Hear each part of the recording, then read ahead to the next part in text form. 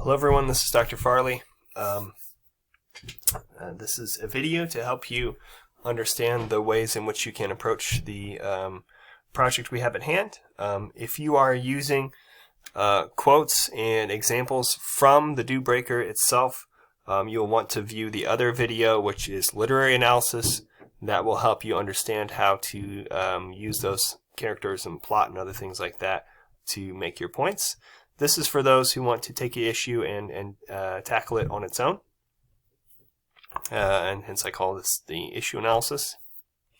Hopefully these steps will help you understand how you might take concrete steps, work through some examples of what might be included in a paper like this. For the example I've chosen here, you'll see I chose Justice in the Diaspora. This obviously comes from the novel of one prominent example, at least, is of the Do Breaker himself, Cosfather, and how, as he has gone to America, he's constantly worried about being found out for his crimes and being held accountable for those, whether that be by someone from Haiti taking him back to Haiti, or suffering a sort of violent end there for what he's done. As such, as I was thinking about this issue of Justice in the Diaspora, what happens to people when they have suffered under a regime or under laws from a different country and have moved on from there?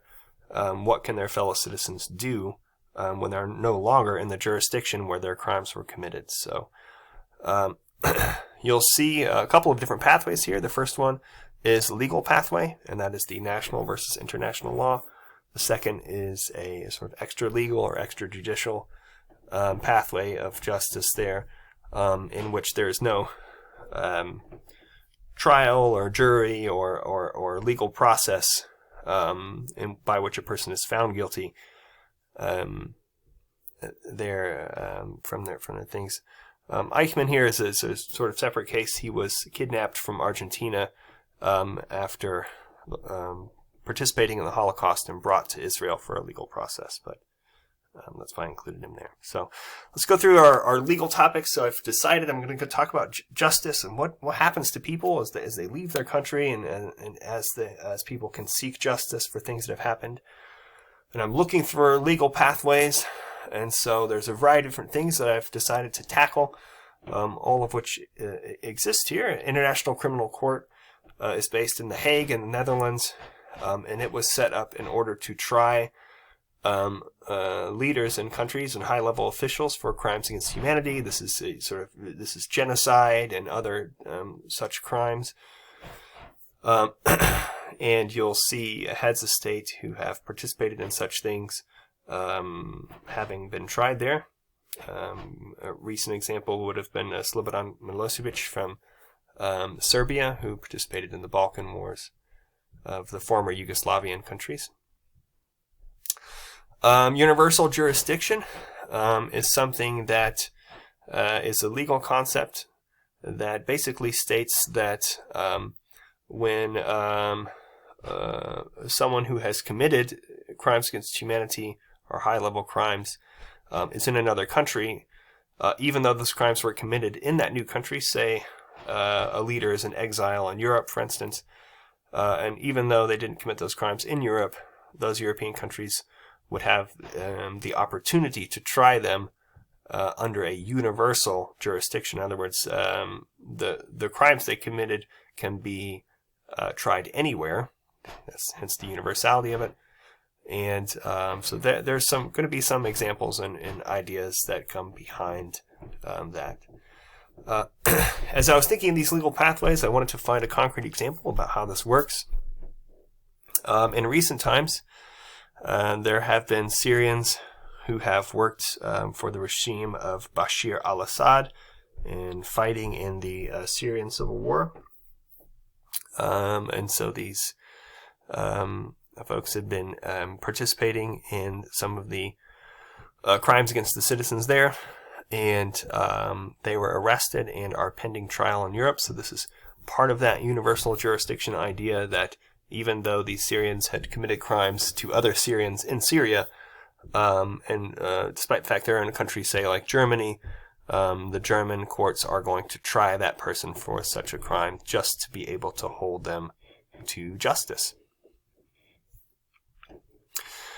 So there's kind of a legal points there. Obviously, this is a brief example, so I'm not including everything. I'm just sort of brainstorming some ideas here to show you. So, in looking at the extrajudicial part here, I picked a couple of prominent examples. I was trying to think of something historical, and that's when I was thinking of Eichmann and his kidnapping from Buenos Aires, and I believe it was Buenos Aires in Argentina, and was brought back to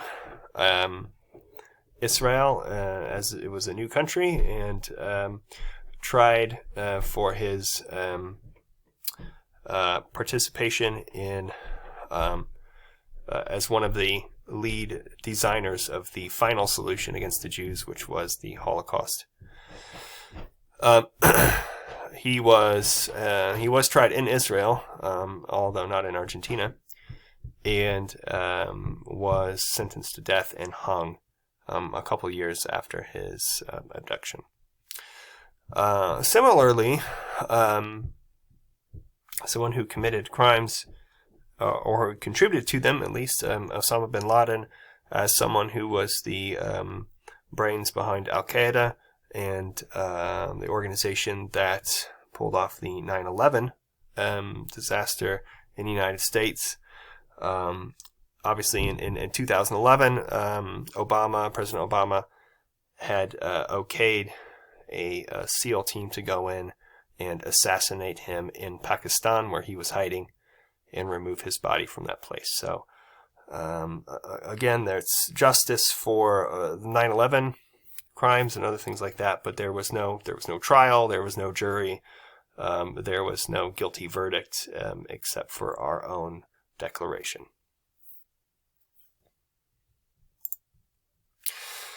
So, what types of sources can I use to be able to find information about these things? So, there's historical information here. Obviously, there's facts about these different cases and places and people. It helps to have some background in what you're talking about to at least sort of know and pursue examples. If you can find them quickly, that's helpful as well.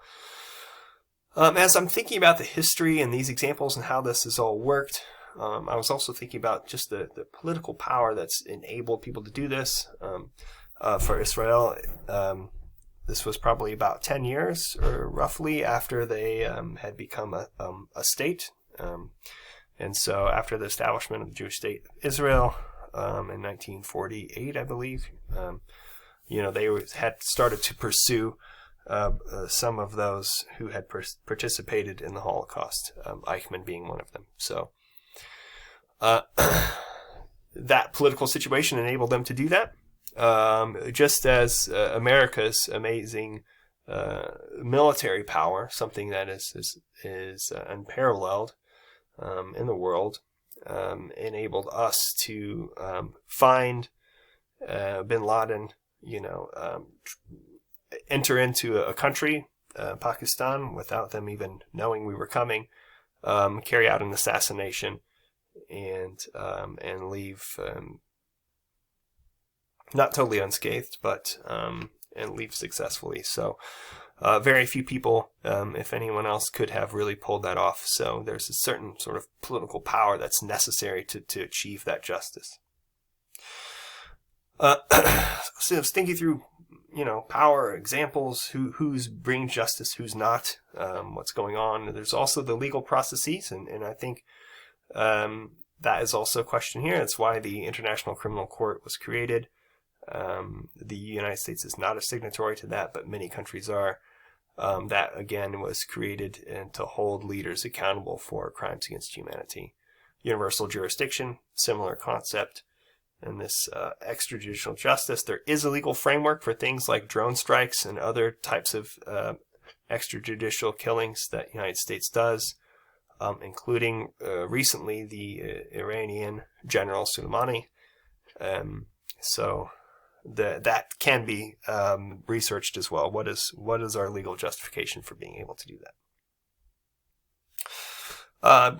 Outside of this moral, or outside of the legal case, there's a moral case for what's going on. In other words, why should we be pursuing, or should we be able to pursue justice in a place where someone may not have traditionally had a legal right to have that justice, whether through extradition or through these various other courts and legal procedures or non-legal procedures? What is it that we're doing? What are we trying to achieve? How are we trying to sort of pull all this in together? What is our justification for those things? That's the moral reasoning aspect here. All right, so I'm looking for sources that are going to talk about each aspect of this important, or various aspects of these important issues. Just to go through some steps to kind of get us to that point. The first thing you want to do, obviously, is determine what issue you want to explore. And just think about what's really important about this. Why should people know about this particular topic?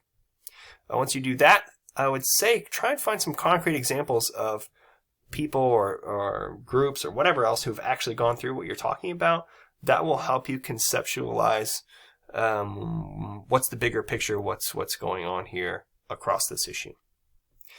So once you have your examples, you can figure out how those things fit together. That's number 3. Figure out how the examples can be organized to support the thesis. So in my case, I organized them in the legal and non-legal categories, and they could be organized in various other ways as well. Once you have that organization, you have your examples, you're going to want to look for additional context and detail. So what is it about the American power structure that allows them to go after someone like bin Laden, for instance? That is additional detail and context that will help illuminate that issue even more. All right. Once you have all of those sources and those ideas, and you've found all your quotes and sources and things like that, you want to figure out how does this going to fit into the biggest picture here, this grand picture of the paper, and that is your final outline.